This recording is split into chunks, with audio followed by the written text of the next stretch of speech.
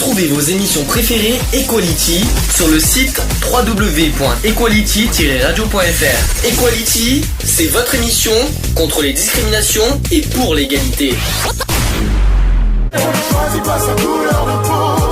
Encore moins des tourments hétéros.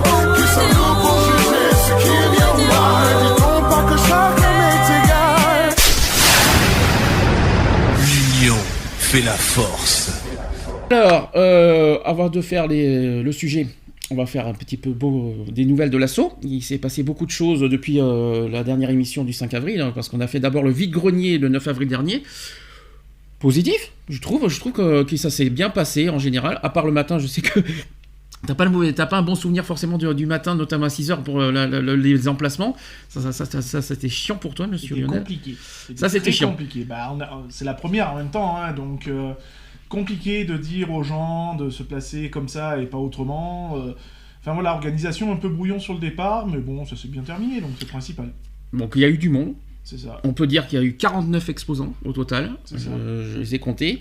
49 exposants, on a eu du monde. Je trouve que notamment le matin, tu as dit, je crois qu'il y avait beaucoup de monde le matin. Oui, ça arrivait tôt. Ouais. Au niveau des exposants, ils sont arrivés plus tôt que prévu. Et le public est arrivé aussi tôt. Hein. De toute façon, les premiers publics, c'est les exposants eux-mêmes. Hein, puisqu'après, une fois qu'ils sont installés, ils se regardent entre eux. Est-ce que tu peux mettre ton micro un peu plus il est un peu bizarre, mets-le plus droit. Voilà, ça va être plus. Plus droit. J'ai l'habitude de mettre les choses droites. Voilà, tu vois, là c'est mieux. Ouais. Là ça parle. Donc, on disait que le vide-grenier, toute la journée, ça durait jusqu'à 18h. La buvette aussi a fonctionné. Je pense qu'on peut l'annoncer. Je l'ai annoncé sur Facebook parce qu'on n'a rien à se cacher non plus. On a eu au total, on va dire, à la fois exposants et à la fois buvette. On a récolté au total presque 950 €. C'est ça. Donc, pour une première... Oui, tu disais, Eve ? Je disais, c'est très très bien.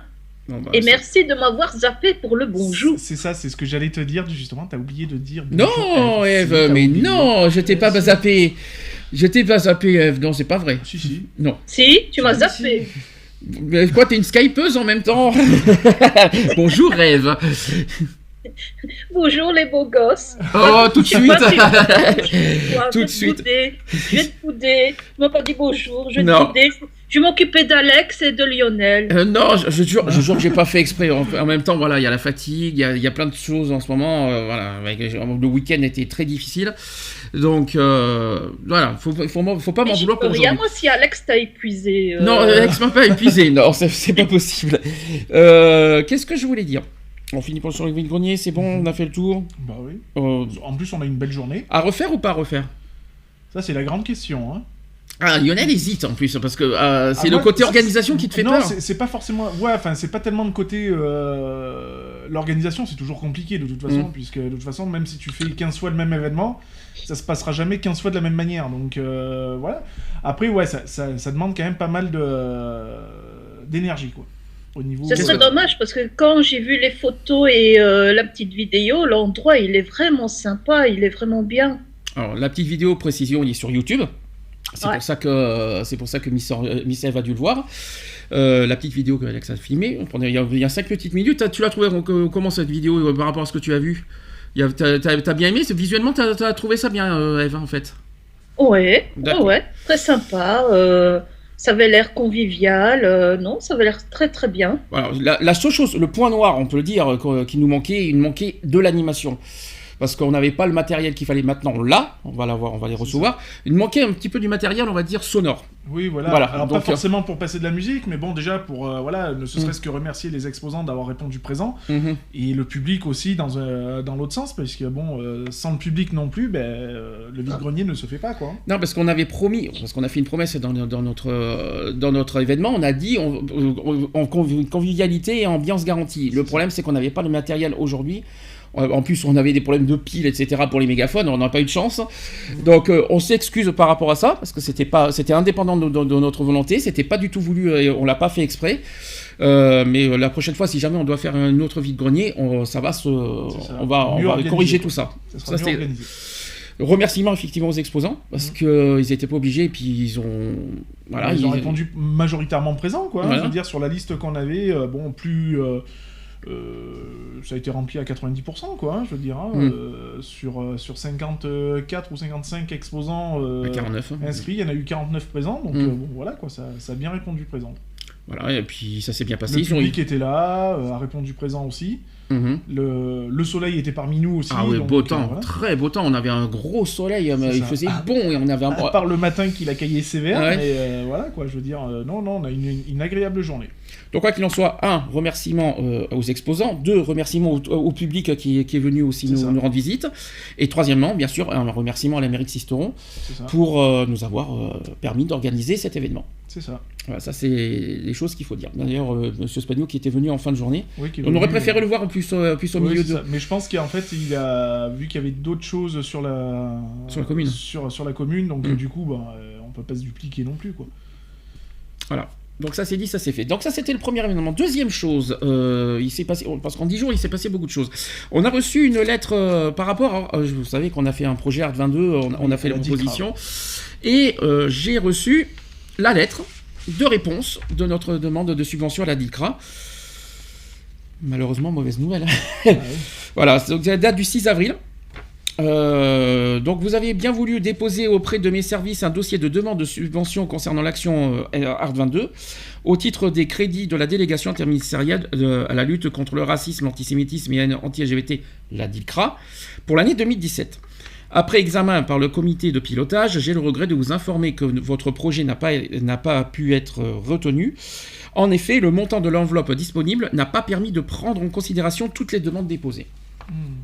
Je pense pas qu'en fait, quand je lis ça, je pense pas que c'est notre projet qui est négatif. Je pense que c'est les subventions qu'ils ont eues, eux, pour le projet, qui collent pas avec... Ils n'ont pas pu dispatcher à tout le monde, malheureusement. C'est un petit peu comme ça que je lis le truc. Ça va pas nous empêcher de faire notre projet dans l'année. De toute façon, on a du matériel aujourd'hui. Le micro-trottoir va pas tarder à commencer. Le film, c'est encore en réflexion, parce qu'il nous faut du gros matériel pour ça, et puis il nous faut du monde aussi pour qu'on fasse des films. C'est toujours en projet. La marche, c'est prévu pour l'année prochaine, donc on a encore un petit peu le temps. Voilà, il faut pas désespérer, il faut pas partir négatif. Il faut se dire, je pense que ça c'est une... Non, après, à défaut de subvention, comme on dit, on est en autofinancement de toute façon, donc on organise toujours des événements pour pouvoir se financer les grosses manifestations qu'on veut faire ou les gros événements. Donc du coup, on n'a pas le choix que d'organiser des petits événements comme on a fait le vide-grenier, etc., quoi. Donc je veux dire, à défaut de l'aide de la région ou des différentes communes, on trouve d'autres solutions. Et troisième nouvelle, et pas n'importe lesquelles, parce que j'avais promis que j'en parlerais aujourd'hui et je m'en fiche des répercussions que ça va avoir, de toute façon. Même deux choses qu'on va en parler. En parlant du vide-grenier, j'ai pas aimé du tout. Je sais pas si Eve l'a remarqué, j'aime pas du tout qu'on copie ce qu'on fait. Franchement, je vais pas dire l'association qu'on va viser, c'est une association qui est à Gap, voilà, au hasard, qui au hasard, ils ont vu qu'on fait un vide-grenier, et bien au hasard, ils ont copié sur nous en faisant un vide-grenier. Ils vont faire un vide-grenier le 14 mai prochain. Au lieu de copier sur ce qu'on fait, faites des choses vous-même, faites vos propres actions, vos propres initiatives. À ce qu'on sache, nous, on fait pas la même marche qu'eux. Parce que nous, ce qu'on fait, on fait une autre marche, mais différente et complètement... qui n'a rien à voir avec les Gay Pride traditionnels. Nous, ça reste dans le thème de notre association principale. Voilà. Donc, je veux dire, nous, on lutte contre toutes les formes de discrimination. Cette marche aura pour but de lutter contre toutes les formes de discrimination. Et ça sera pas que Gay Pride. Voilà, c'est pas que pour le mouvement LGBTI ou LGBTH. Ça reste dans nos cordes à nous, quoi, je veux dire. Donc, on fait pas une fixation sur un seul mot d'ordre. Enfin, pas sur un seul mot d'ordre, mais sur une seule discrimination, on va dire. C'est pas la première fois qu'on nous copie, parce que déjà, on avait copié sur notre radio à l'époque. Il y a une période où on copiait notre radio, notre émission, etc. Il y en a plein qui copiaient sur nous. Maintenant, on copie sur nos actions. Merde, quoi, j'ai envie de leur dire. Est-ce que nous, on copie sur les autres ? C'est du copier et mal collé, parce que quand on a pu voir l'affiche, je le cache pas, ça donne pas envie de venir. La personne qui a fait l'affiche, elle a des gros problèmes de français, d'orthographe, que ce soit grammatical ou autre. Enfin voilà, quoi, je veux dire, il y a un gros problème de com', quoi, je veux dire, parce qu'une affiche comme ça... moi j'appelle ça une affiche faite par un gamin de 8-10 ans, quoi, je veux dire. Hein, le fond est bon, la forme n'est pas bonne. C'est voilà, juste ça qu'il faut se dire. C'est pas bon, quoi, je veux dire. Donc ils ont un gros problème de com, quoi, je veux dire. Donc moi je leur souhaite malgré tout bien du courage, quoi. Hein, et puis un vide-grenier avec un arc-en-ciel hors sujet. Donc, si je peux me permettre, hein. Il faut, moi je leur souhaite bien du courage malgré tout, parce que bon, ils vont enfin voir ce que ça veut dire d'organiser un vide-grenier. On voit que c'est quand même pas de tout repos. Et puis il faut avoir le personnel qui réponde présent. Moi je leur souhaite du courage, quoi. Je veux dire, hein, il faut le faire. Voilà, il faut le faire. J'espère qu'ils auront du monde aussi, parce que bon, on va pas leur souhaiter du malheur quand même. Voilà, j'espère pour eux qu'ils auront du monde. Après. Enfin, le but, c'est pas de se copier les uns les autres non plus. C'est ça. Moi, je suis désolé.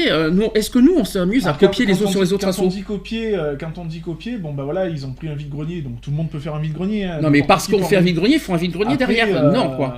Je suis désolé. Et il faut après, pas... ils ont pris exactement les mêmes thèmes que nous, quoi. Je veux dire. Les 2 mètres, t'as vu, les 2 mètres, 2 euros le mètre. La buvette à côté, donc. Bon, je veux dire, c'est. Voilà, quoi. Je pense qu'ils devraient proposer aussi autre chose pour un peu se différencier, peut-être. Enfin, c'est pas comme ça que ça fonctionne, de copier sur nous, parce qu'on fait ça, parce qu'il doit... Alors, on fait ça, donc il doit faire ça, et après on dit qu'on est quoi déjà, une asso de... Après que voilà. tu t'appuies un peu sur ce que font les autres, sans forcément faire à l'identique, puisqu'après tu le fais à ta sauce, ouais, tu prends une petite base, et après tu modernises le truc à ta manière, quoi, je veux dire, hein, à ta vision à toi, quoi. Là, c'est franchement vraiment du copier quasiment collé, quoi. Pour moi, c'est même copier-coller. Je comprends mieux pourquoi ils ont partagé notre événement. Bah oui, c'est pour prendre ce qu'on fait. Bah non, je suis pas d'accord avec ça. Heureusement qu'ils font pas autre chose, parce que nous, on copie pas ce qu'ils font, leur banque alimentaire, ce qu'ils font avec le refuge. Nous, on le fait pas, ça. Ça rentre pas dans nos attributions non plus, quoi. Non, non, mais c'est pas dans nos cordes, c'est pas nos trucs. Nous, ça rentre pas dans nos trucs. Maintenant, à eux d'innover. Voilà, de faire des trucs par eux-mêmes et non pas de prendre sur les autres. De prendre sur les autres, que ce soit une autre association ou les autres, quoi. Hein, je veux dire, parce qu'ils se gênent pas, quoi. Je veux dire, on peut prendre des idées de différentes associations, mais les faire à sa sauce associative, quoi. Je veux dire, et non pas de faire du 100% identique aux associations diverses, quoi.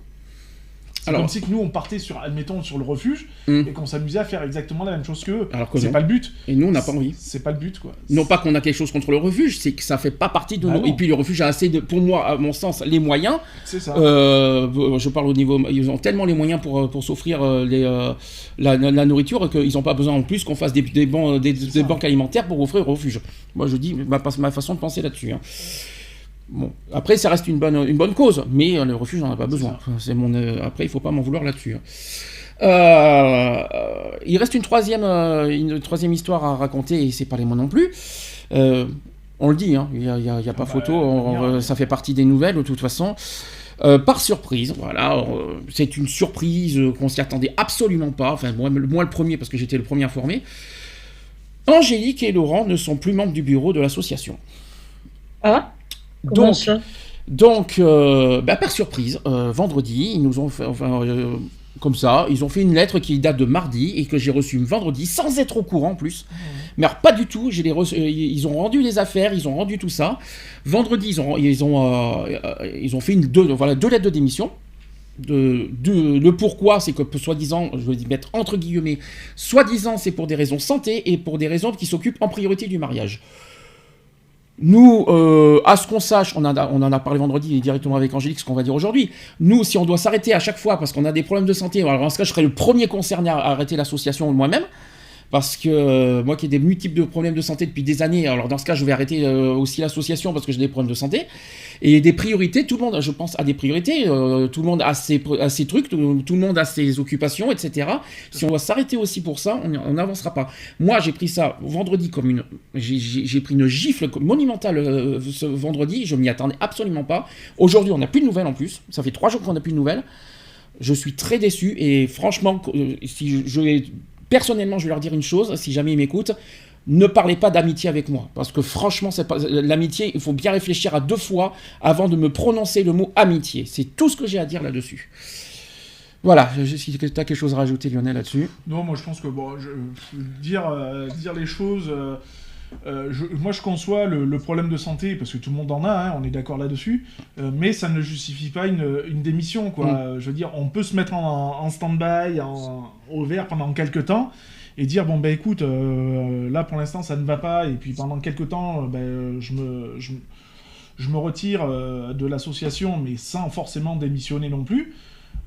Enfin voilà quoi, je veux dire, il y a... Faire un break, tout le monde a le droit d'avoir un break, mais démissionner... Nous on l'avait fait fut un temps, je sais pas si tu te rappelles, bah oui. on avait mis l'association en stand-by pendant quelques temps. Bon ben voilà quoi, je veux dire, ça nous a pas...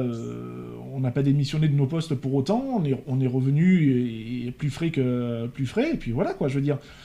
Enfin, pour moi, ça justifie pas une démission, quoi. Je veux dire, parce qu'à ce moment-là, ça laisse ouvert à beaucoup de choses aussi simples que ça pour démissionner, quoi. Je veux dire, moi qui suis co-président de l'association Equality et président de la DPC 04, je pourrais dire, je démissionne de l'association Equality parce que mon poste de président me prend tout mon temps, alors que c'est ça. C'est complètement faux, quoi. Je veux dire. Ouais, ça me prend du temps, mais ça reste gérable, quoi, je veux dire. Et puis, quand je suis malade, je suis malade, et puis c'est tout, ça s'arrête là. Et puis, je me mets en stand-by, mais c'est pas pour autant que je démissionne, quoi. Voilà, c'est ce que j'ai fait. J'ai des problèmes de santé multiples. Aujourd'hui, cette année, j'ai beaucoup de choses à m'occuper. C'est pas pour autant que j'ai démissionné. Et puis, quand on fait des leçons de morale sur une démission, et que... sur 2 démissions, et qu'on fait les petits œufs doux pour rester, et que finalement... on fait l'inverse de l'autre côté, enfin voilà. J'ai pris ça super mal. Et comme un coup de poignard derrière nos dos, parce que ça s'est fait derrière nos dos sans nous consulter en plus. J'ai pris ça comme une trahison de toute façon. Mais ça c'est clair. Voilà. Donc s'ils nous écoutent, au moins vous avez entendu ce qu'on avait à dire.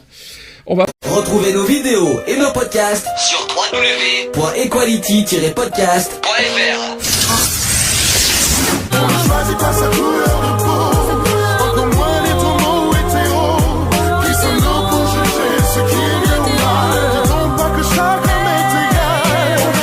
Sa couleur de peau, encore moins les tourments hétéros. Qui sommes-nous pour juger ce qui est bien ou mal? Dit-on pas que chacun est égal? Voilà, c'est fini. À très bientôt.